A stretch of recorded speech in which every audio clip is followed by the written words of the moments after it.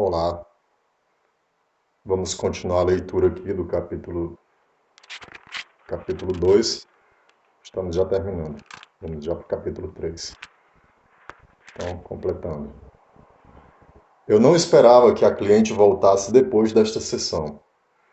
Não sinalizei, nessa sessão, que o foco na questão do controle tinha desaparecido, mas focalizei aqui a transferência, que consistia de saudade, tristeza e melancolia. Maria disse que tinha uma luta interna com relação a estes sentimentos.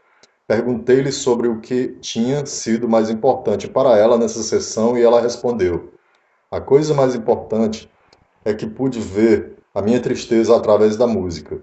Isto me fez sentir uma melhor aproximação entre nós. E, também, a outra coisa foi o piano e o chocalho tocarem juntos no momento em que estávamos muito conectados. Realmente gostei disso. Aprendi com esta situação que mesmo que eu cometa um erro por causa da minha reação de contra-transferência, isto não vai arruinar o processo terapêutico do cliente. O fato de que o título dado à improvisação não funcionou me alertou e motivou para estar em contato com a minha reação de contra-transferência, antes que fosse tarde demais. Assim, fui muito cuidadosa nas sessões seguintes para não ser tão diretiva, e na quinta sessão aconteceu algo interessante que veio a confirmar a mensagem da primeira sessão.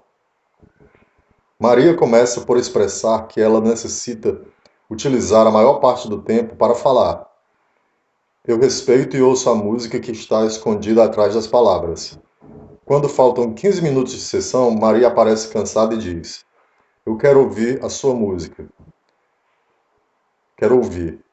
Percebi que ela queria estar na posição de receber, como uma criança pequena que precisa de atenção, alimentação, apoio e carinho. Assim, lhe ofereci uma meditação musical, na qual eu faço a música e ela fecha os olhos, entra na música e se permite ser. Sugiro então que não se fale após a experiência e que ela se permita processar isto de uma forma não verbal. Escolho o grande tambor de cerimonial indiano e digo-lhe que não tocarei algo, que eu tocarei algo que pode fazer-lhe lembrar o batimento cardíaco. Toco em intensidade fraca o batimento cardíaco e respiro forte e profundamente. Maria relaxa e respira profundamente. Ela parece estar gostando da música. Gradualmente, seus dedos começam a mover-se e explorando como se fosse uma criança deitada num berço. Um sorriso aparece em sua face. Sinto que esta é uma experiência muito íntima e preciosa que estamos compartilhando. Fico com medo de parar com o batimento cardíaco quando o tempo da sessão termina e gradualmente deixo o som morrer num pianíssimo. Pareceu-me que haviam se passado mais de 15 minutos. Ela abriu os olhos lentamente e parecia relaxada e satisfeita. Levantou-se a cadeira lentamente. Pagou a sessão e apertamos as mãos dizendo até a próxima.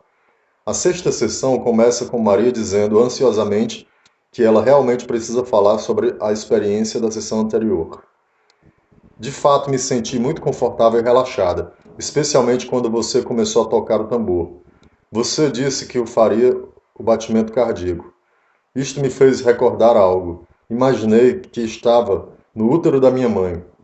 Eu me senti exatamente assim. Então o tambor me fez lembrar o batimento cardíaco da minha mãe, e isto foi muito confortável. Ouvi falar, mas não sei quem disse que todos querem voltar ao útero da mãe.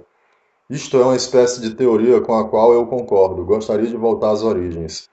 Ela também disse que sentiu os dedos fazendo pequenos movimentos naturalmente e que ela não podia parar de bocejar quando voltou para casa, pois estava muito relaxada. Perguntei-lhe como estava no útero da sua mãe. Ela respondeu com um grande sorriso na face: estava ótimo.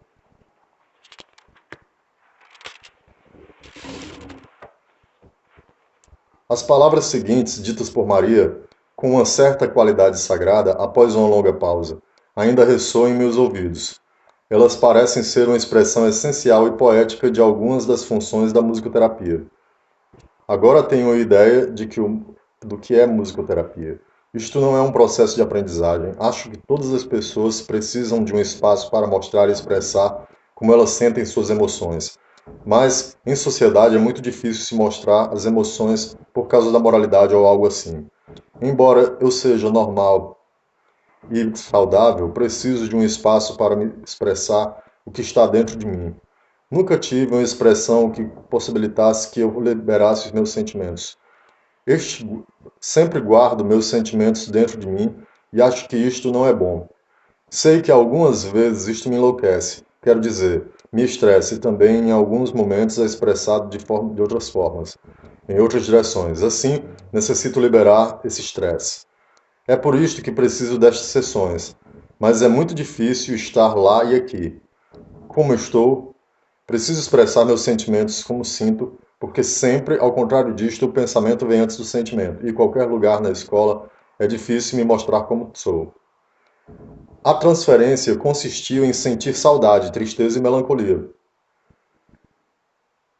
Na segunda sessão, na qual Maria relatou ter estes sentimentos e uma profunda necessidade de se sentir amada pelos pais ou pelo namorado, a cliente estava em um contato com um profundo sentimento de solidão que pode ser comparado com os sentimentos que a criança mostra quando a mãe sai. A atual conexão da cliente com a família, namorado e amigos era através de telefone ou cartas, e ela também vivenciava um alto grau de alienação com a mudança para Nova York. Exemplo B. Paulo, um homem esquizofrênico de 45 anos, me ensinou uma outra lição. Paulo era muito interessado em música em geral e, quando adolescente, recebera aulas de piano. Ele tinha talento para a poesia e para ser ator, e tinha representado, muitas vezes, em peças de multimídia na Dinamarca e na Itália. Ele também teve uma carreira profissional como pintor e escultor antes do início da sua doença. Quando ele tinha 22 anos, ele usou LSD 4 vezes, e depois dessas 4 experiências, a sua esquizofrenia apareceu. Desde então, ele tem sido hospitalizado. Uma parte do tratamento em musicoterapia foi trabalhar com a sua resistência contra voltar a ser saudável. Ser esquizofrênico se tornou para ele uma imagem fixa e, no começo do tratamento, frequentemente ele me dizia que estava orgulhoso de ser esquizofrênico. Por um longo período de tempo, o processo terapêutico consistiu em suas improvisações no piano. Inicialmente, essas improvisações não tinham títulos. No entanto, mais tarde, elas se tornaram improvisações associativas. Quando eu me oferecia para tocar junto com ele, ele dizia não, ou me permitia tocar desempenhando um papel menor, frequentemente mostrando irritação quando eu sugeria que nós tocássemos juntos. Eu interpretava sua recusa como um medo de intimidade. Paulo tinha dificuldades de fazer amizades no hospital onde vivia e se sentia muito só. A minha interpretação parecia encaixar na sua situação de vida, mas percebi o medo por um longo tempo e comecei a trabalhar para reduzir isto depois que eu senti que um grau de confiança e segurança tinha sido construído entre nós. A minha estratégia foi insistir em participar nas improvisações, de vez em quando, mas o resultado era unicamente uma reação de raiva. Na supervisão, eu percebi que isto podia ser uma necessidade do cliente de ter uma audiência, ser escutado e visto. Isto provavelmente acontecia porque a sua família era muito invasora e o tratava como uma criança. Na sessão seguinte à supervisão, encorajei Paulo a fazer um solo, para mim, tocando o que quisesse. Meu papel seria o de um ouvinte ativo. A sua face se iluminou e ele começou a improvisar de forma muito criativa e viva no piano. Depois disso, ele dançou acompanhando a música e então me perguntou o que eu pensava sobre isto. Ele pareceu muito contente e no fim da sessão respondeu à pergunta que eu lhe fizera sobre como estava se sentindo durante a sessão, dizendo: "Foi maravilhoso, foi um momento ótimo, como nos velhos tempos." Também me senti muito aliviada e continuei com isto no resto do tempo, o que funcionou muito bem. A minha reação de contratransferência tinha a ver, parcialmente, com alguma coisa que me levou a me sentir fora da sessão, que era, de certa forma, no processo terapêutico. O terapeuta deve construir uma relação com o cliente na música. Ter esta ideia fez-me sentir mais relaxada e aproveitei este momento como se eu fosse uma espectadora. Na minha apresentação, nesta conferência, Vou tocar mais alguns exemplos musicais sobre transferência e um sobre um trabalho de contra-transferência empática para encorajar os ouvintes a identificar as emoções inconscientes e pré-conscientes e discutir as diferentes maneiras de se trabalhar com este fenômeno. Referências bibliográficas: Priestley, de 1978, Contra-Transference in Analytical Music Therapy, British Journal of Music Therapy. Pronto, finalizamos aqui o capítulo 2, que foi um capítulo grande, e vamos gravar vídeos agora lendo o capítulo 3. Até o próximo vídeo.